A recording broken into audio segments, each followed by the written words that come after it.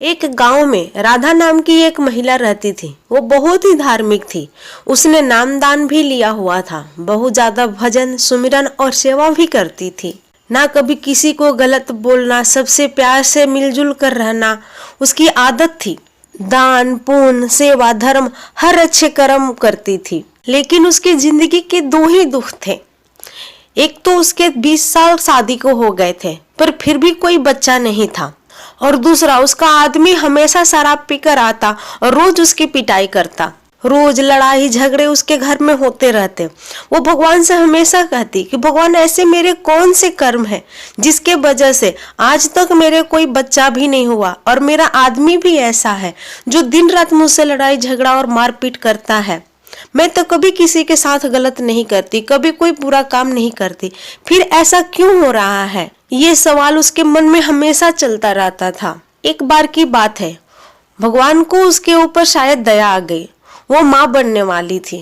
9 महीने के बाद उसका बच्चा हुआ, लेकिन बच्चा सिर्फ 1 महीने का होके ही मर गया।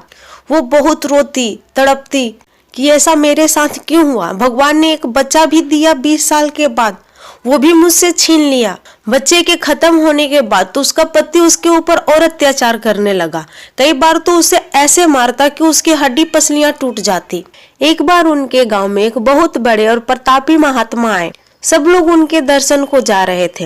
राधा भी सोची कि चलो साधु महात्मा से दर्शन कराऊं, क्योंकि उसने सुना था जो महात्मा जी आए हैं वो पिछले जन्म से लेके इस जन्म तक के हर कर्म के बारे में बताते हैं, हर किसी के सवाल का जवाब देते हैं। राधा ने सोचा क्यों ना मैं अपने बारे में भी पूछ के आऊं कि मेरे साथ ऐसा क्यों हो रहा है, मेरे कौन से ऐसे कर्म हैं जिसके वजह से मुझे ये दुख झेलने पड़ रहे हैं।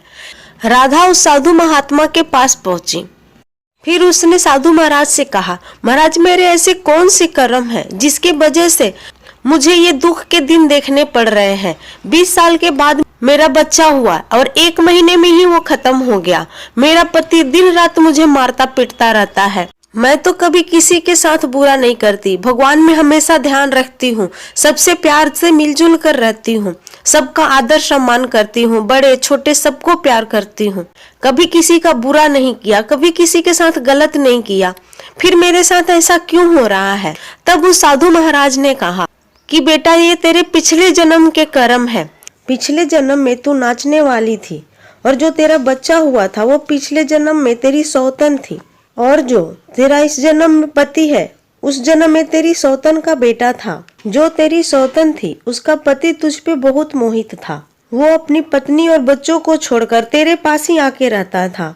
वो औरत कई बार तेरे पास आई, हाथ जोड़कर रोती गिड़गिड़ाती कि मेरे पति को छोड़ दो, वो एक शादीशुदा आदमी है, उसके बच्चे हैं, हम लोगों की जिंदगी बर्बाद मत करो, हम लोग उसके बिना जी नहीं पाएंगे। लेकिन तुम्हें उस पर कभी तरस नहीं आया।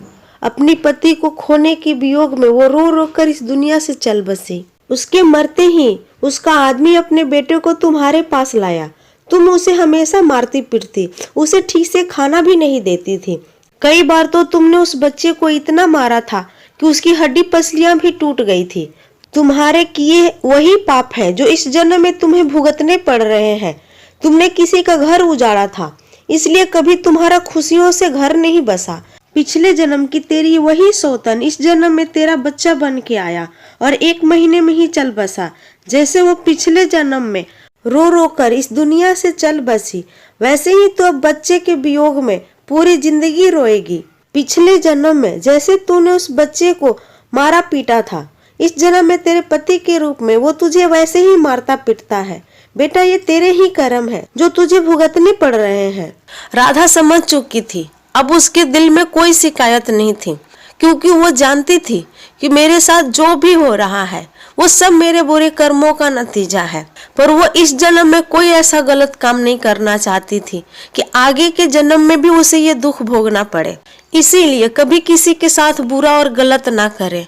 भगवान सब देख रहे हैं। आज नहीं तो कल, इस जन्म में नहीं तो अगले जन्म में हमें उस कर्मों को भुगतना ही पड़ता है। इसलिए हमेशा अच्छे कर्म करते रहना चाहिए।